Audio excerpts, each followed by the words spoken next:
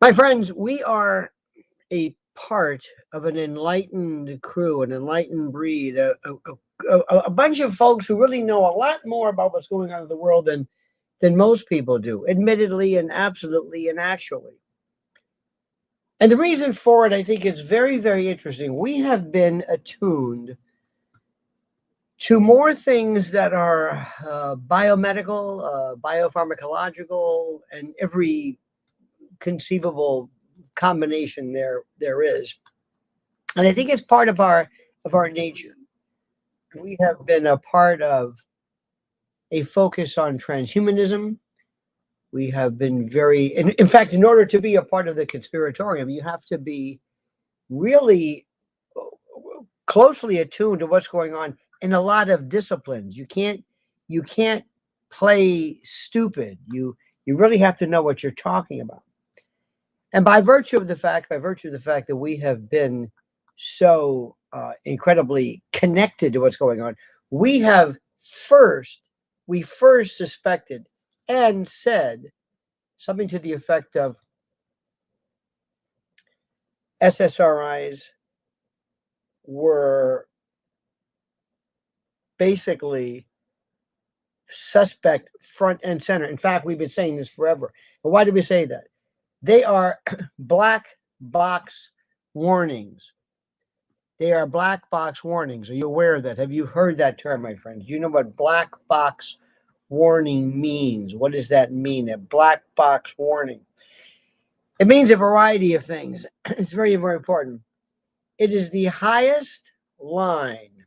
It is the highest warning. It literally is a black box, a border that comes into warnings for meds and psych meds and the like. You can't get any higher than that. It is not something that we're making up. Thank you, my darling. It is not something that we are. Trump 2020. Never forget, they stole it. Remember that they stole it. Um, in order for you to get that black box, that warning, you have to be so not positive, but so connected to what's going on. A black box warning regarding SSRIs is the highest it gets, and there are other examples of this. So Bobby Kennedy, to his credit, I wish he was a little bit more, a little quicker, but I have to be patient. Um, he is he's doing the best he can. In 2004, the FDA required all SSRIs and other antidepressants to carry a black box warning. And the black box warning is FDA's strongest possible warning label. It's literally a black bordered box on the medication's packaging that signals serious or life-threatening risks. And the reason why in 2004 the FDA required all SSRIs and other antidepressants to carry a black box warning was because studies showed that in children, teens, and young adults up to age 24, there was an increased risk of thoughts and behavior during the early stages of treatment. And the warning remains on all antidepressants, including Prozac, Zoloft, Paxil, Celexa, Lexapro, and all others. Others examples of black box warnings: opioids like OxyContin, morphine, fentanyl, addiction, abuse, and overdose risk, black. Clozapine, antipsychotics, the risks of granulocytosis, a potentially fatal drop in white blood cells, Accutane, birth defects if taken during pregnancy. That's a teratogenic warning. Fluoroquinolone, antibiotics like Cipro, Levaquin. These are tendon rupture, permanent nerve damage. Tamoxifen, cancer drugs, increased risk of uterine cancer and blood clots. Warfarin, which is a blood thinner, uh, uh, severe bleeding risk. And why it matters, the black box isn't meant to ban a drug, but it's meant to force doctors and patients to weigh the risks very carefully. It means that this drug can help, but under the wrong circumstances, or if not used properly, it can be deadly. And that's why the discussions of SSRIs and violence resurfaces whenever a mass shooting involves someone who might have been treated with these medications. And the warnings themselves acknowledge the potential for or homicidal ideation. Okay, you got that? That's why we bring it up. And that's why it's incumbent for you to talk to your friends and say the reason why the conspiratorium brings this up is for good reasons. We've known this. And again, this is 2004. We know this. We are smarter. We're better. We're more attuned to what's going on. We are more psychically, scientifically, medically, pharmacologically hip than other people. This is, I'm sorry, I'm not trying to be grandiose, but it's the God's honest truth. You know it, I know it, we all know it. And it's that simple. It is that simple. So we have to find out. Also the effect of hormones, and also the effect of when people in and of themselves are exhibiting the type of mental illness that one could arguably say accompanies gender dysphoria. Look, we have to stop kidding around here, okay? All right? Gender dysphoria is a mental illness.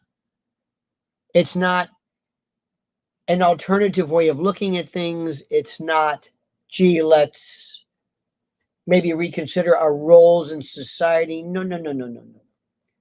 Anybody who has anybody who says, who can look down and for whatever reasons feels a dissociative detachment between genitals and reality needs to be considered very seriously mentally ill. This isn't to be mean. This isn't meant to be harsh. This is meant to be realistic. We have to stop doing this. We also have to start understanding something.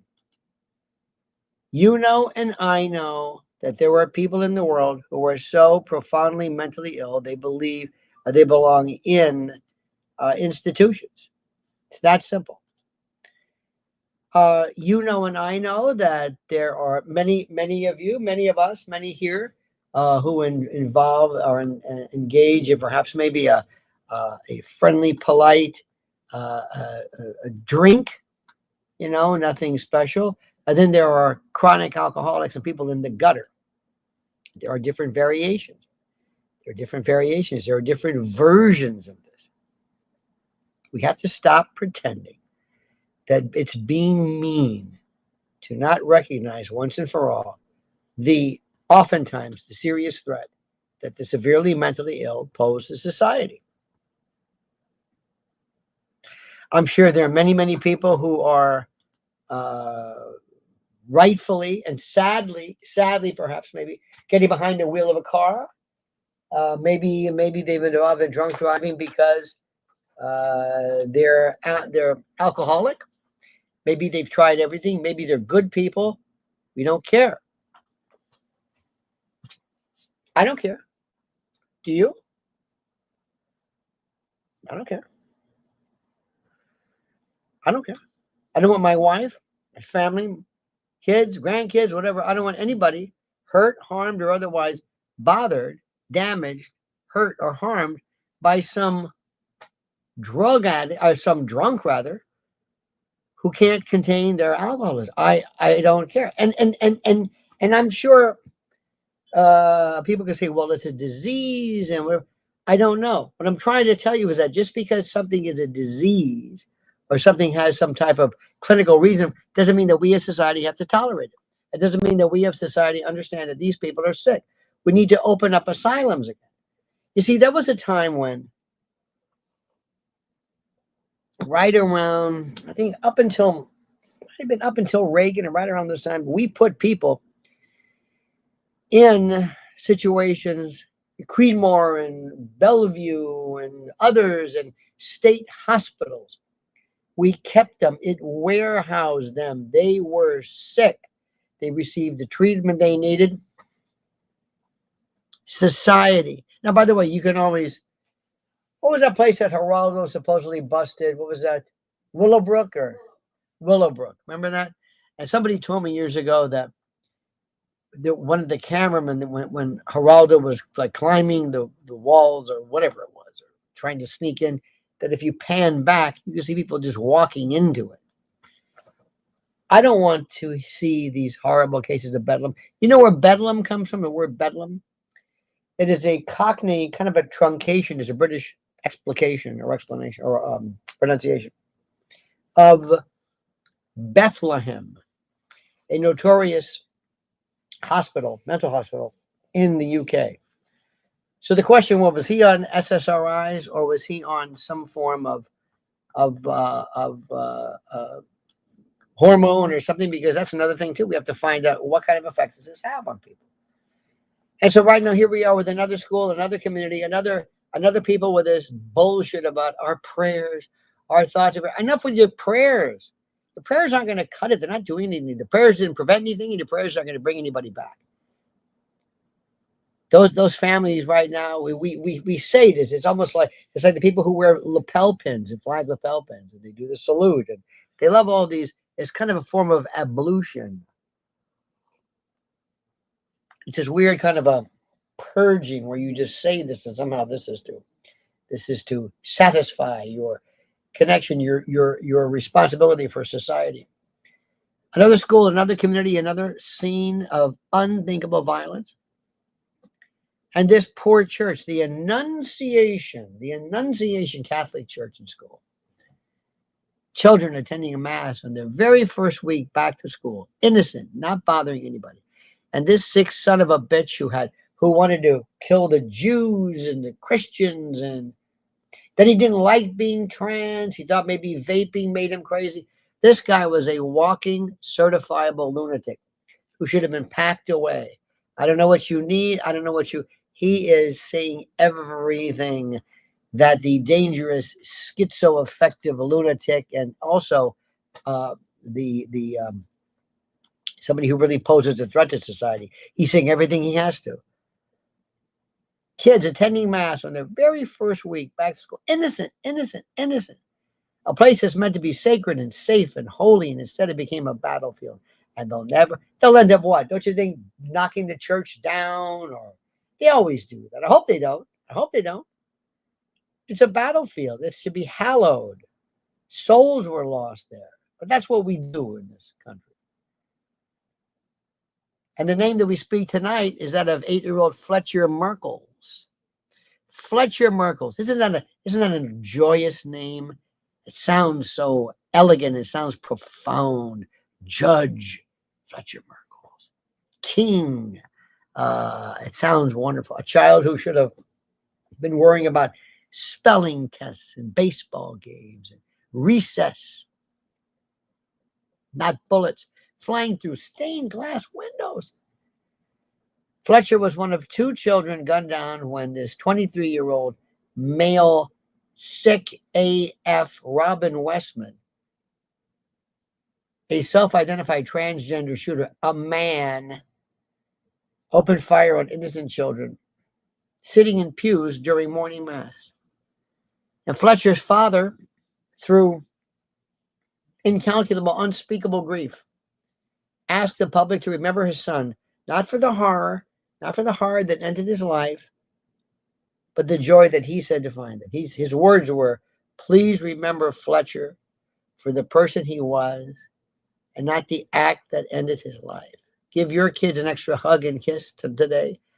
Moving forward, we ask for your sympathy and not your empathy as our family and the Annunciation community grieve and try to make sense of such a senseless act of violence. We love you, Fletcher. You will always be with us. Imagine that. No parent has to ever bury their child. No parent. And it's bad enough when it's an illness, when it's cancer, when it's leukemia, when it's a car accident, when it's sometimes even self-harm. But this, at the hands of another sick AF, royally sick AF. this vermin, this vile waste of flesh, this hominid, this creature, this savage, this tribal, this ghoul, this goon, this humanoid, hominid, animal, savage. That's the reality. A father bearing a son, a community bearing two children, a nation burying its head in disbelief once again. The facts are grim. They are brutal beyond anything we've ever seen. Two children, two sweet and beautiful children murdered. At least 17 more injured, most of them students. Some as young as 6. 3 adults wounded. Over 116 rounds fired from a rifle, a shotgun, and a pistol. And I'm not bringing that up to make a big deal about the guns. You could have doubled that easy. You could have doubled that. I could have driven a car, maybe into it. I could have thrown I could have set up, detonated a bomb. Don't forget the biggest, and don't forget on WABC, in 1920 something, the largest school disaster ever was a bomb. It was a bomb. And the shooter dispatched himself in the parking lot. Good. It was a carefully planned attack. Police say that this Westman, and by the way, I want to say the name now. I used to say, no. I want him to have a name. Vile name, the ash heap. Not that somebody looks up to this, but this vile, sick AF vermin. They said he had sketched out the church's interior weeks earlier. Oh yeah, he was determined, all right. Investigator recovered notes and writings and a manifesto. Stop calling it, by the way, a manifesto. Please stop calling it a manifesto. Stop calling it a manifesto. You know, I don't ask yourself, what is a manifesto, and compare it to just the psychotic ramblings of a homicidal lunatic. But what precisely makes something a manifesto? Has anybody looked this up? Have you wondered what this is? Why we say it? A manifesto is a deliberate, organized declaration of beliefs, goals, intentions. The manifestos are political historically and ideological. Karl Marx's Communist Manifesto, the Unabomber's 1995 essay, or even the Declaration of Independence is a manifesto. It implies coherence and purpose. Even if deranged, it's meant to persuade and justify or explain. It's not just, I write some stuff down. I'm telling you, this is what I believe in. This is a coherent plan. Join me. I'm persuading you. I'm justifying you. I'm here to tell you this is what I believe in.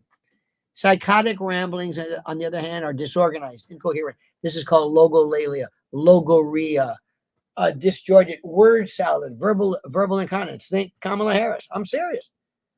Purely symptomatic of mental instability. They might be scrawls or scattered notes, contradictory scribbles. They don't have any kind of consistent worldview, no plan. They're not meant to persuade. They just are, stop me before I, the old, was it George, was his Mescue, the bomber? So where's the line? What's the difference between a manifesto and a rambling?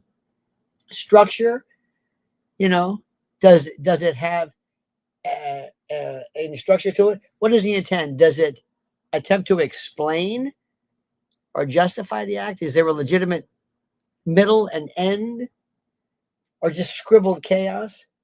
Is it written to someone, society, government, or future, or just that weird kind of strange, weird, the lovelorn who sits in a Starbucks and writes and taps away? Ramblings are inward and private. And the ideology, is there a recurring political, religious, or some kind of a social theme? And the reason why it matters is that calling this Westman's writings a manifesto implies an ideological, or I guess political dimension, or something that, some making it a form of domestic terrorism. Calling them ramblings frames it as purely madness, an act of mental illness detached from ideology. That's what I say. The choice of words by media and law enforcement is not accidental. It really it shapes this. I think it's important. I think they're ramblings. I don't think they don't make any sense. He talks about, gee, I don't like it. It's all inward. I don't like it. I don't like cheese sandwiches. Go Yankees. I don't like the Yankees. I hate the Yankees. Who are the Yankees? It's me. La la la. Introspective nonsense. But this one's laced with hatred for Christians, Jews, Black, Mexican Americans. I mean, he covers everything. Oh, he's beautiful. Explicit threats against President Trump. Name it. Does this tell you anything? Does this tell you anything? Excuse me. We're supposed to be the white nationalists, right? We're supposed to be the white supremacists. We're supposed to be the bad guys. What the hell do you call this?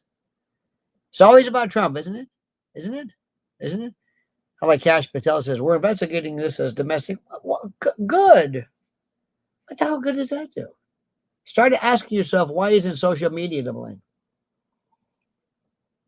They knew about this. And the FBI has now confirmed that they are treating this as both a domestic terrorism case and a hate crime against Catholics. Well, there you go.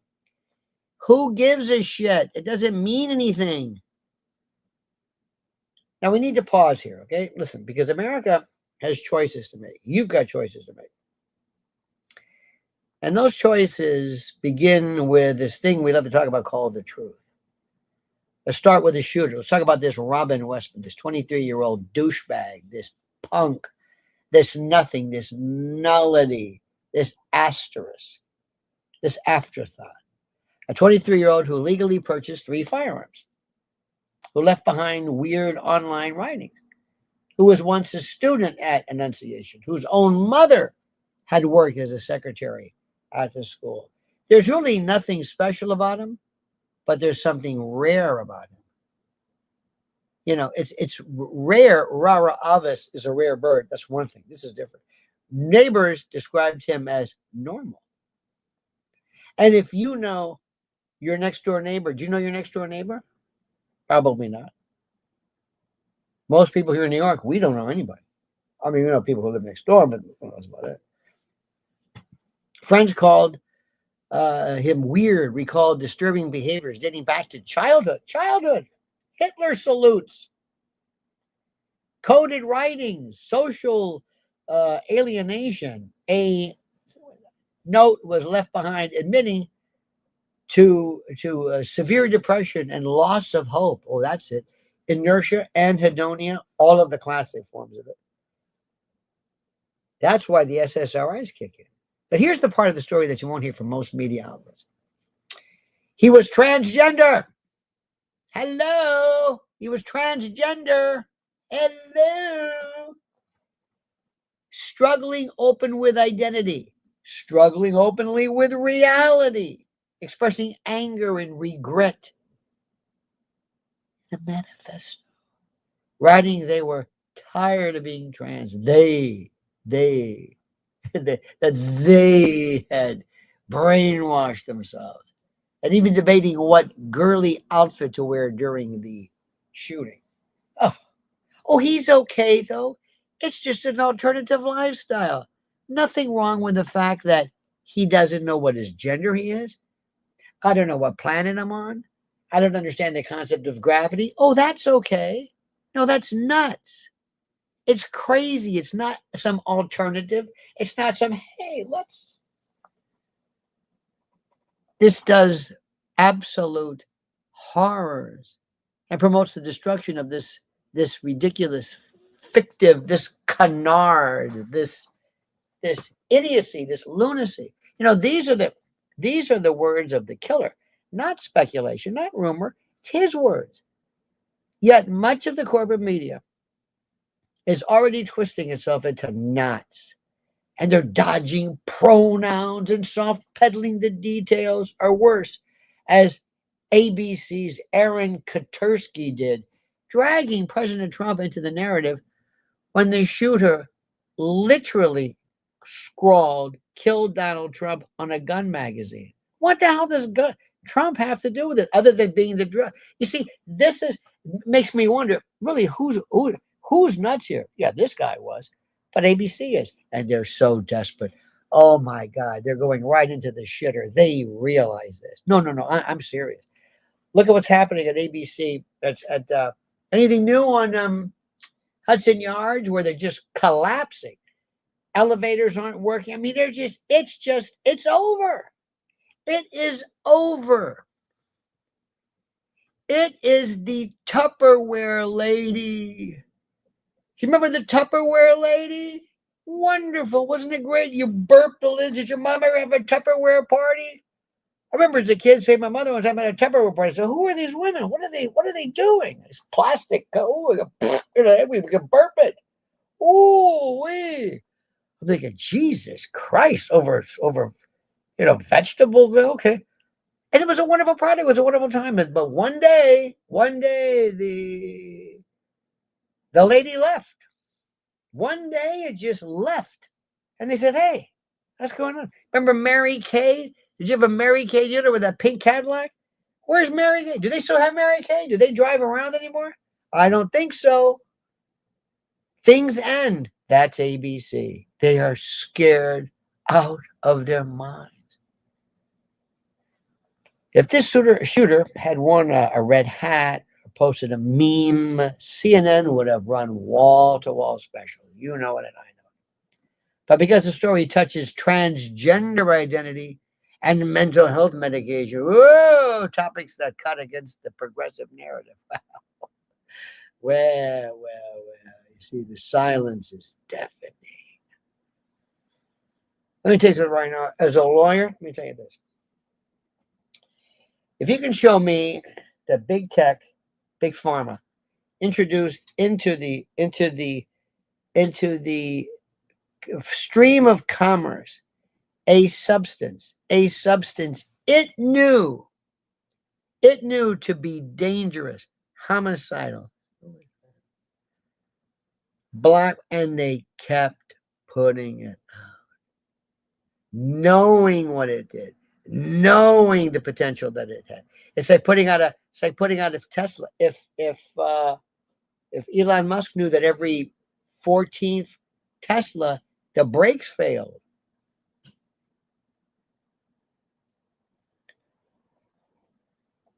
you can put all the black box warnings you want. Somebody's going to pay for this. And meanwhile, the victims are real. But as we speak, one more thing. ABC realizes they're going to go the way of the Tupperware lady. They're going to go the way of Mary Kay. They're going to go the way of disco and vaudeville. It's over. They don't know what to do. We know Fletcher Merkles. We know the 13-year-old Andre Gunter and 12-year-old Sophia Forchis are fighting for their lives in hospitals tonight as we speak. We know a nurse mother found her own daughter among the critically injured at this Hennepin Healthcare. Think about that.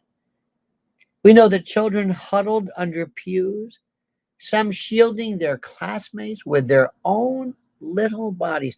We know a neighbor, a 71-year-old Patrick Scallen, who ran towards the sound of the gunfire, not away, but ran towards it, tending to two bleeding little girls and a boy until medics arrived.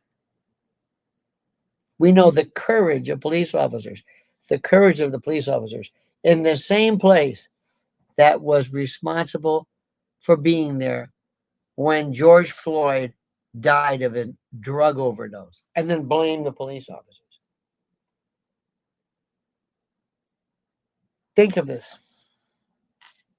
Think about what I'm saying. The courage of officers, one of them just a beat cop, who sprinted into the church as shots rang out, sprinted into it, then ran off in pursuit of the gunman without waiting for backup or body armor. You want to talk about guts? You want to talk about heraldry? You want to talk about absolute valor, Medal of Honor valor? That's it. We still got it. We know the community that gathered that night by candlelight, the very same night, 2,000 people at the Academy of Holy Angels praying, crying, asking why. That's what this is about. All because of some sick AF transgender bio male decided he had enough. He had enough. He said, I'm going to take people with me. Why? I don't know. Because he's tired of being trans. Tired of whatever it was he was tired of. It's incredible. But here's what comes next. And listen carefully, my friends. Already politicians are lining up. That's right. Timmy, tampon Timmy. Elon Omar calling to ban so-called weapons of war. No. Do we even know what they are? Do we even know if they were AR-15s or rifles? I mean, not that it matters. Minneapolis Mayor Jacob Fry echoing that, saying thoughts and prayers aren't enough. Demanding federal ban to ban. You're going to ban. We've heard it before. It's hackneyed. It's rote. It's trite. It's formulaic. It's patellar. It's the same over and over. But let's be clear, my friends. Let's be clear. In this case, doors being locked may have saved dozens more lives because the shooter had actually intended to enter the church and barricade the doors, but the locks held. See, technology is also racing ahead. See, some schools are now testing drones equipped with pepper spray and projectiles to neutralize shooters. I'm all for it. Think about that. Drones flying school hallways like a dystopian movie because we refuse to face cultural rot at its root. The demented, the depraved, the mentally ill, the sick. Let us also consider this. Bobby Kennedy Jr., now in the administration, Bobby has ordered a probe into whether gender-affirming medications or SSRI antidepressants could have contributed to the shooter's state of mind. I'm all for it. Who's with me? You with me? Oh, absolutely. And that's a bold move. That's a good move. A question that for years has been labeled untouchable. And who were the ones who said that? Everybody right now. If you're new to our effort, if you're new to us, if you're new to the conspiratorium, these ladies and gentlemen right here and I have been talking about SSRIs 20 years. Remember the black border warning came in 2004. We've been talking about this before this. Since 9/11. These drugs carry warnings and homicidal ideation. Are we really too cowardly to investigate whether they played a role in these recurring massacres? Are we really? You know who's telling them not to? Big Pharma. Oh, Big Pharma thinks they own you. Big Pharma thinks they own you because they remember what they did with you during COVID. They made you act like a damn fool. Well, some of you, not all of us. They did everything. Oh, Big Pharma, they learned. Oh, they learned that they can control us, and we will line up like barking dogs on little adhesive strips, and we will scream and yell and like dogs, like barking, yipping, howling dogs. We are absolutely demented. Demented. You understand that? So why do we keep doing this? Why? Why do we keep pretending? Why do we keep pretending that repeating slogans and banning rifles are somehow going to solve a problem that is deeper, darker, and cultural? Why? Why do you think that is? Why do we allow social media platforms to host manifestos, to stream confessions, to radicalize shooters in real time? Why do we allow big tech to act as accomplices, hiding behind Section 230? 230, Mrs. L. Lynn's Warriors have been talking about 230 since the day it happened. While children are gunned down in pews. Can you tell me? Anybody can tell me that? Anybody? Anybody care to venture a guess on that one? Why do we continue to mock the idea of armed security in schools? Why? When every bank, every stadium, every celebrity, and every politician enjoys that very protection. Are our children not worth the same? I think they are. Call me old fashioned, my friends. Tonight, as we speak, Minneapolis is shattered. Shattered. Parents are planning funerals instead of field trips for little kids, little coffins, little. You ever seen that? You ever seen a dead kid? You ever seen that? I don't mean in a. You probably never saw one in a funeral home. You don't see them at all. You don't see them at all. And for good reason. You're not supposed to see dead kids. You're not supposed to see that. I swear to God, when I see those pictures of those kids in Gaza, I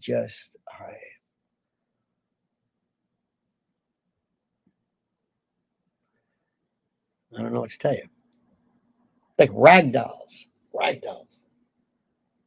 There's that gray look, that gray, that pale, and the eyes, the eyes that don't fixate, the eyes that don't close all the way, the eyes that are crossed, the eyes that don't focus and attend, that are fixed, that are off. The mouth is open. The rictus, the death, the look, that gray. They're like dolls. You know they're human. You know they were there. They're dolls, and many of them sometimes die from just from compression, suffocation, things like that. But when you see somebody who's shot by gunshot, any old gunshot,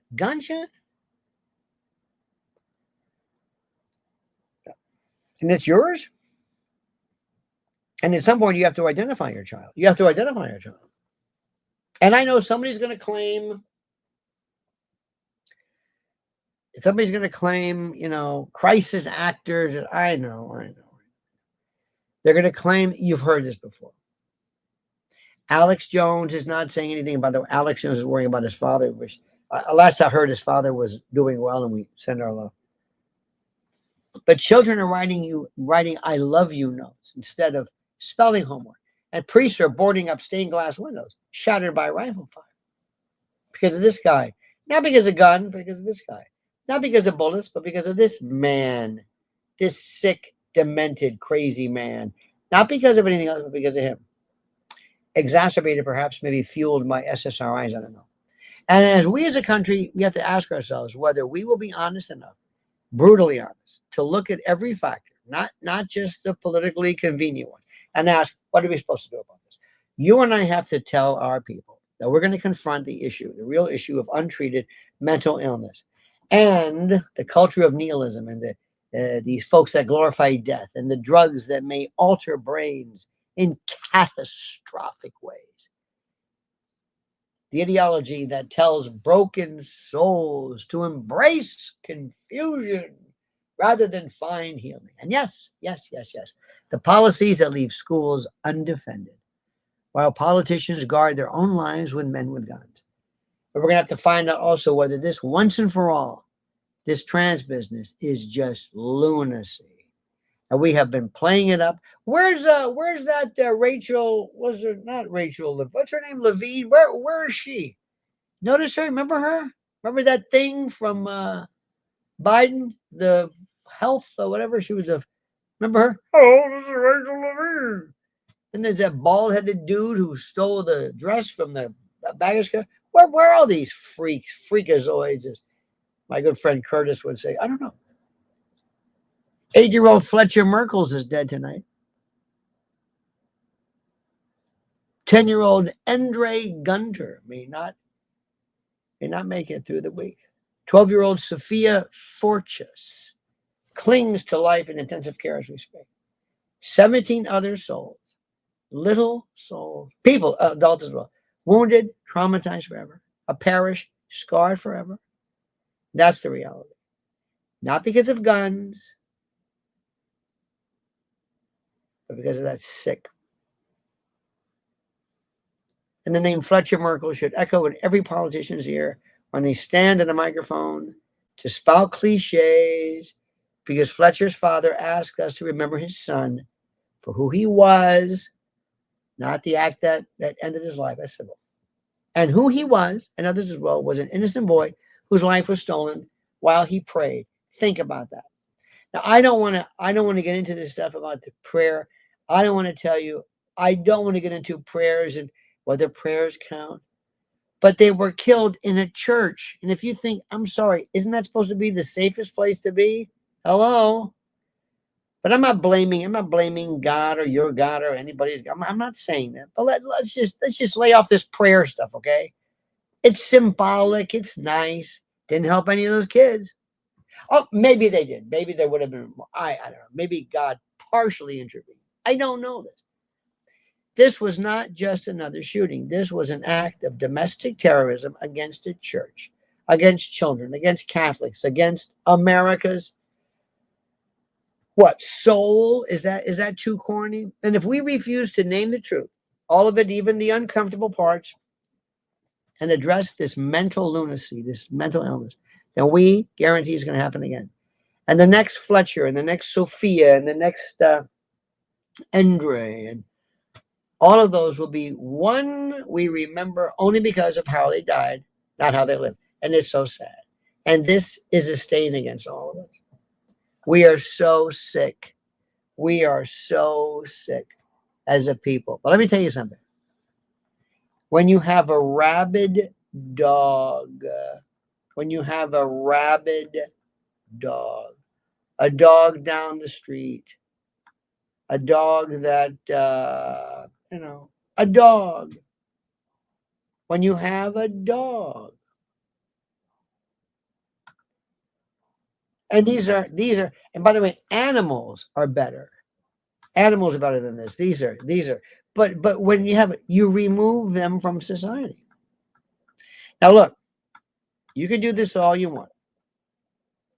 You can do this all you want. You can pretend that this is just, well, it's these people, where their gender, whatever they, but these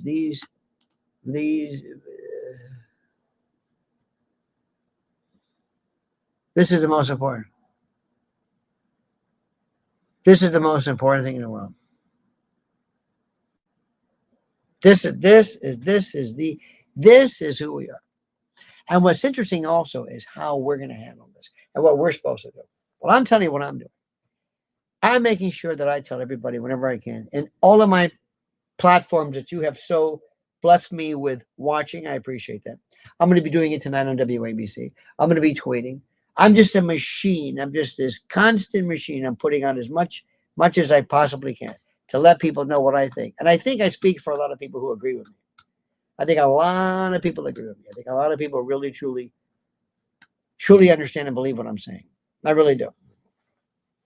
And I think they understand it. And I think that they understand that this is not just some joke. This is so monumentally important. And I am so sick of these people. I'm so sick of these weird looking people, these strange people.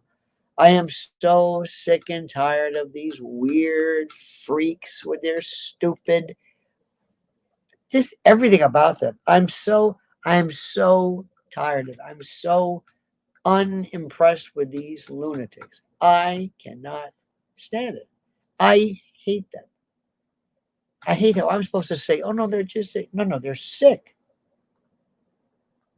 We have to start asking, you don't know you're a woman. And by the way, a lot of this is performative stuff. Okay. These are people, by the way, who honest to God do not really believe they're women. But the same way these stupid idiots cover their bodies with tattoos, anything to, we had somebody years ago, kind of a sort of friend. They were so happy because their daughter was fluid. Oh, she's a fluid. She's gay. We got a gay daughter. That lasts an hour and a half. Typical one. She goes out to college. She finds intimacy, and they were jumping up and down because, oh, my daughter's queer or whatever it was. Oh, dear God. Excuse me. It's not normal. Might be an alternative. Might be different. It's not normal. You don't celebrate this. You don't celebrate this. I don't understand that. I don't want. I don't want any people. I have gay friends who are they're great friends of ours, but is this normal? No, no. You can call it whatever you want. Depression's not normal. Alcoholism's not normal. But we know people like that. We don't wish them harm. I don't think there's any treatment for this. I don't really want to have treatment, but just do me a favor. Don't say that a person who looks down at his genitals and says, "Hey, what's this all about?" Don't tell me that's normal. Just you know what I mean? Tell me whatever you want. Just don't. It's fine. Stay home. Don't hurt anybody. I don't care one way or the other. But this guy, no. This guy, it's another story. My friends, I thank you. Please follow Mrs. L at Lynn's Warriors. She has some great stuff to talk about. She has an interview with a Greek Orthodox priest that will knock your, well, you'll love it. Follow her. Don't forget our Lionel legal section. And make sure you're subscribed here to Lionel Nation, ladies and gentlemen. Also tonight at 1 a.m., I'm going to be doing my 1 to 5 overnight on WABC, and then 11:30. I've been doing this at night, like right before I head out. It's like my last thought of the day. Join me then. Subscribe to Lionel Nation and join me as well. In any event, my friends, have a great and glorious day. Thank you so much for watching. Thank you so much. Think of those kids. Think about them, and if you pray, good for you. I would suggest you pray for them because they need all the help we can get, especially those poor families, because a parent should not have to bury a child. That's simple. Okay? That's simple. All right, my friends, have a great and glorious day as much as possible. See you later. Don't forget, the monkey's dead. Show's over. Sue you. That.